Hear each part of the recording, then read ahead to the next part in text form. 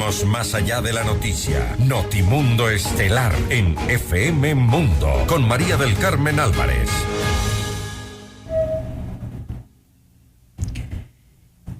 Y saludamos a esta hora a la licenciada María Brown. Ella es ministra de Educación. Muy buenas noches y gracias por acompañarnos, ministra. Le saluda María del Carmen Álvarez. María del Carmen, buenas noches y buenas noches a todos quienes nos siguen en este momento.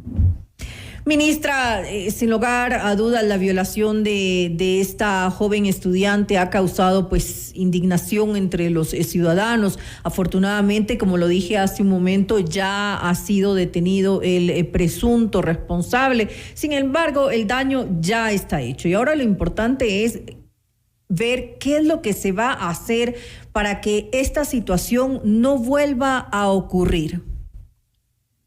María Carmen, estamos muy contentos con cómo se han desenvuelto los hechos respecto a los operativos policiales para ubicar a este presunto responsable, que como tú bien aclaras, el día de hoy, luego de que se emitiera la orden de captura para motivos investigativos, se pudiese dar con la ubicación de este sujeto en la provincia de Sucumbíos, en Lago Agrio, a las primeras horas de la mañana del día de hoy, alrededor de las 7, y se pudo constatar y verificar a través del registro de huellas dactilares que se trataba de la persona en cuestión. Esto ha implicado también un traslado a la ciudad de Quito para que la Fiscalía pueda continuar con el proceso. Uno de los elementos que debemos velar las funciones del Estado es que se haga justicia para que este tipo de actos de violencia sean rechazados desde lo judicial, desde lo penal, haciendo la ley lo que tiene que hacer, que es actuar. Pero por otro lado, quedan las acciones del sistema educativo y de la comunidad. Quiero empezar por el sistema educativo. Por supuesto que esto nos levanta una serie de cuestionamientos respecto a la celeridad con lo que los protocolos se han aplicado, pese a que los protocolos cumplieron con los plazos establecidos en la norma.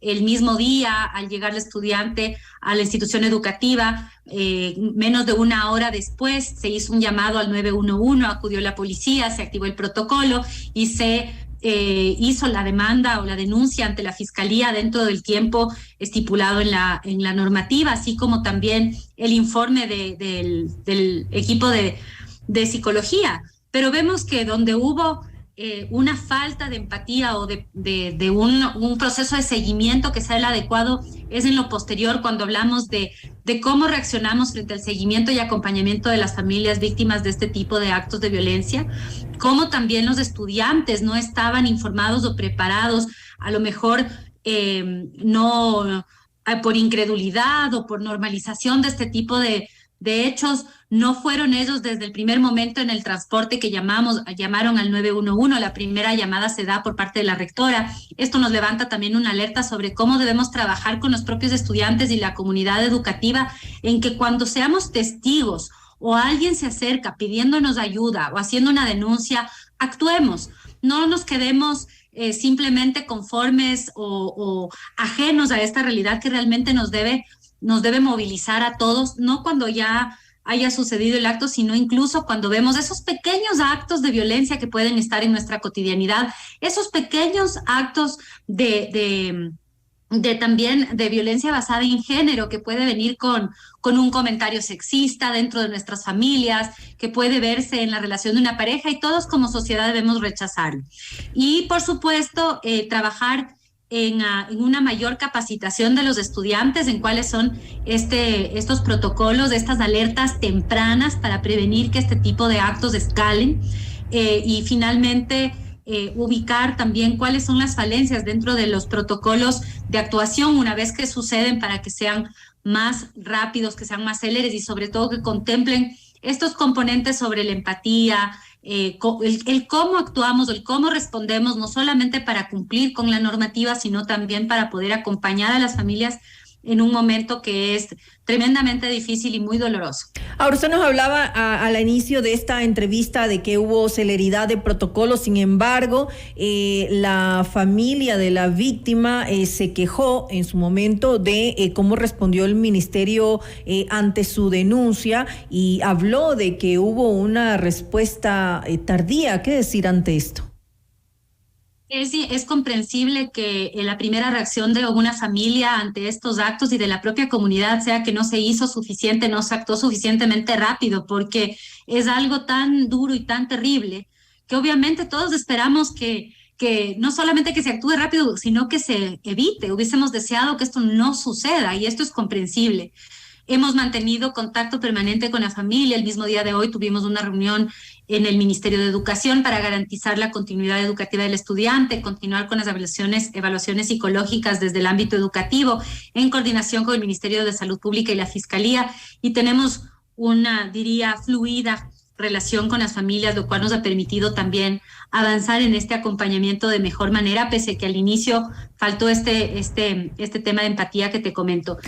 Para hablar sobre la celeridad del proceso, la estudiante aproximadamente arriba con el transporte escolar como a la 1 de la tarde, porque está en la jornada vespertina, y a la 1:15 ya se reporta. Los estudiantes, los compañeritos, le reportan al psicólogo del Departamento de Consejería Estudiantil, le llevan a la oficina y empieza a hacer esta primera evaluación. La rectora conoce del caso aproximadamente 10 minutos después de que el psicólogo haga esta primera evaluación, y a la 1:27 minutos después de haber llegado el bus, ya tenemos registrado en las bitácoras del ECU 911 la llamada al 911 que se realizó desde el teléfono celular personal de la rectora, y la llamada al subteniente del circuito para también la asesoría legal. Es decir, allí el transcurso del tiempo fue corto. Lo que se hace tal vez tortuoso es el momento, más allá de todo lo que esto implica, ¿no? También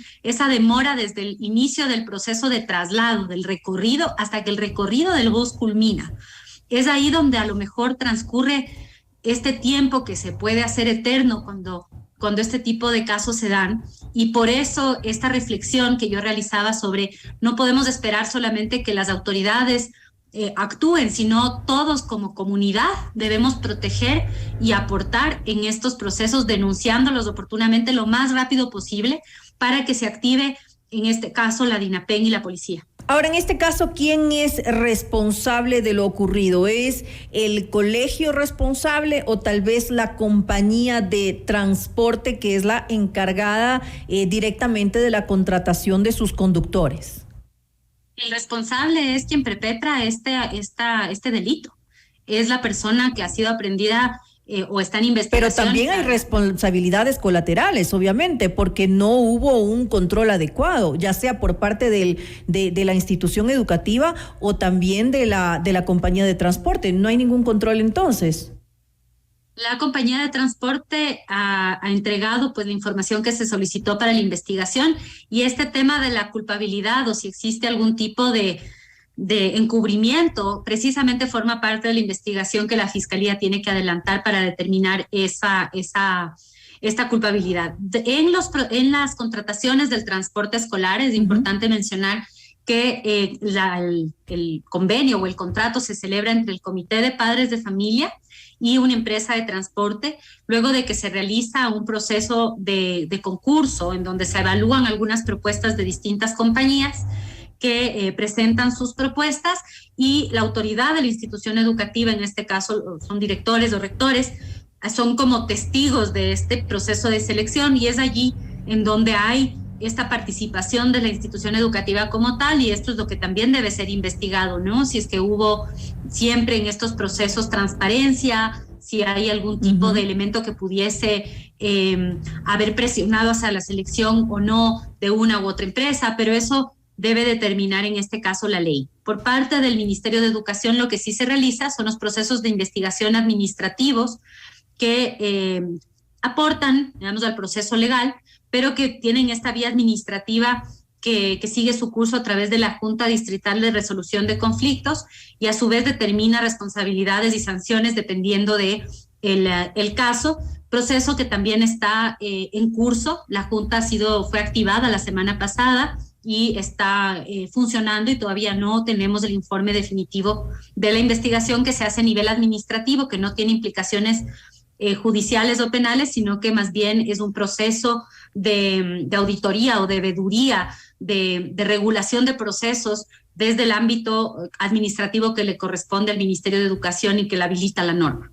Ahora, actualmente la normativa que regula este servicio dice que debe ir un profesor en caso de que haya niños menores de 8 años, pero cuando hay chicos adolescentes, pues no es necesario, ni siquiera adolescentes, porque si tienes 9 años eres un niño todavía, y no hay en ese caso la necesidad o obligatoriedad de que haya una persona que vaya un poco en compañía de los niños, vigilando para que pues no haya este tipo de situaciones, no hayan problemas.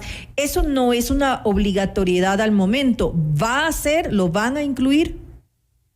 Efectivamente, esto es uno de los elementos que vemos que tenemos que fortalecer en los protocolos que te mencionaba inicialmente. Parte de esta normativa y protocolo es revisar cómo se regula este servicio que está sujeto a la ley vinculada a la provisión de servicios de transporte público, en donde ya se estipula un acompañamiento que luego está regulada por un acuerdo interministerial. Y en este sentido, consideramos que esto también debe ser revisado de acuerdo a la realidad de cada territorio y sobre todo en una estricta conversación y siempre en este espíritu de diálogo que tenemos desde el Ministerio de Educación para con quienes son los proveedores de los servicios en los colectivos de transportes escolares que también participan, para juntos definir metodologías, estrategias para que el transporte escolar, en este caso terrestre, sea más seguro. Y esto es algo que como ciudadanía en conjunto debemos trabajarlo.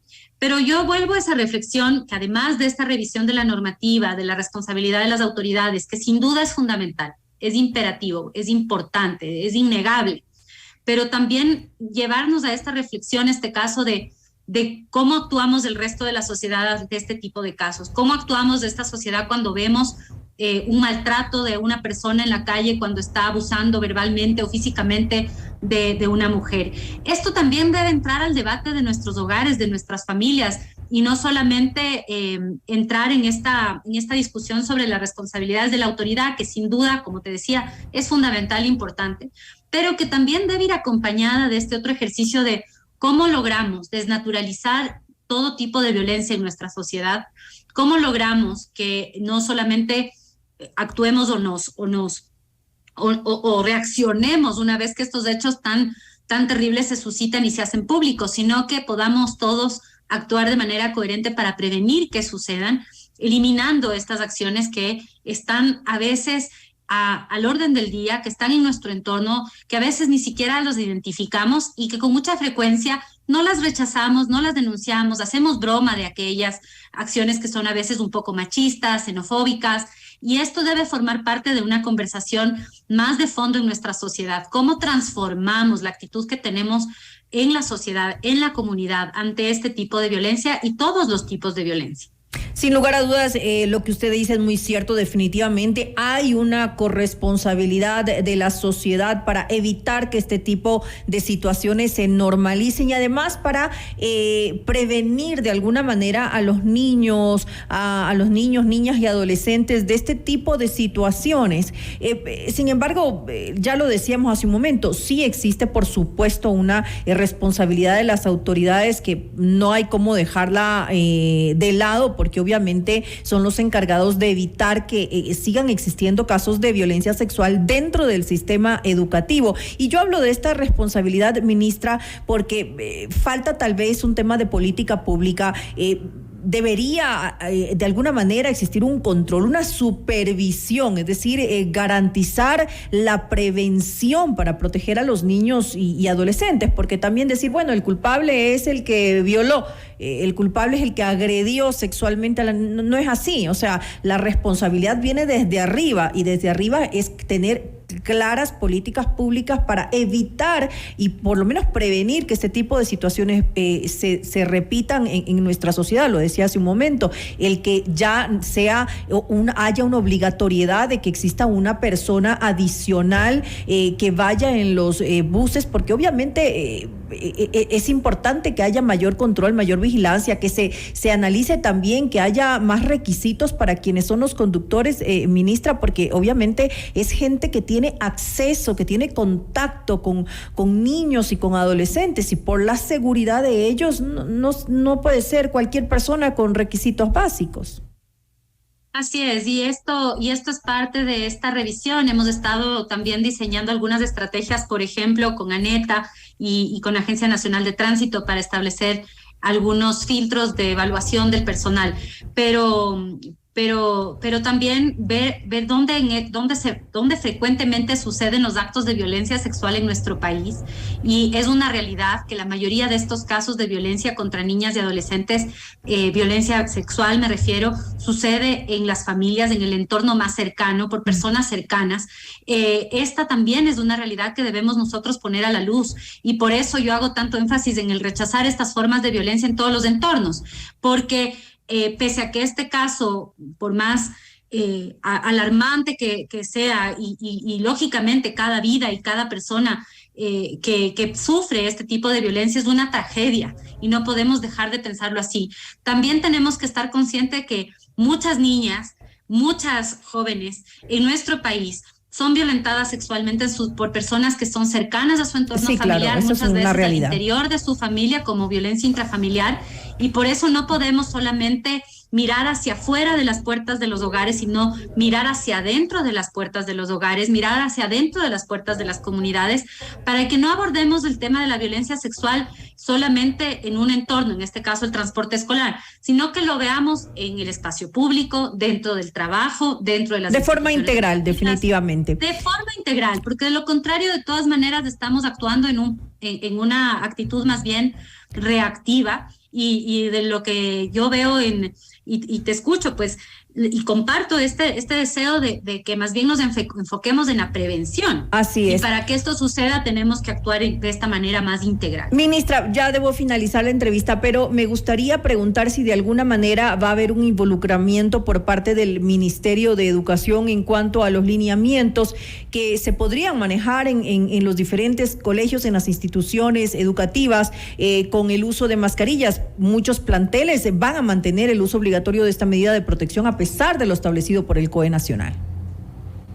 Hemos emitido el día de ayer los lineamientos oficiales del Ministerio de Educación para la implementación de estas medidas expedidas por el COE, que son posibles gracias a un control de más bien positivo y muy bueno de la pandemia, en donde vemos bajos niveles de contagio, altos niveles de vacunación, más de 14 millones de habitantes pues ya vacunados. Es una cifra excelente, y eso nos ha permitido reactivarnos al 100%, y ha sido un gran logro de todos, porque realmente todos tenemos que contribuir a ello.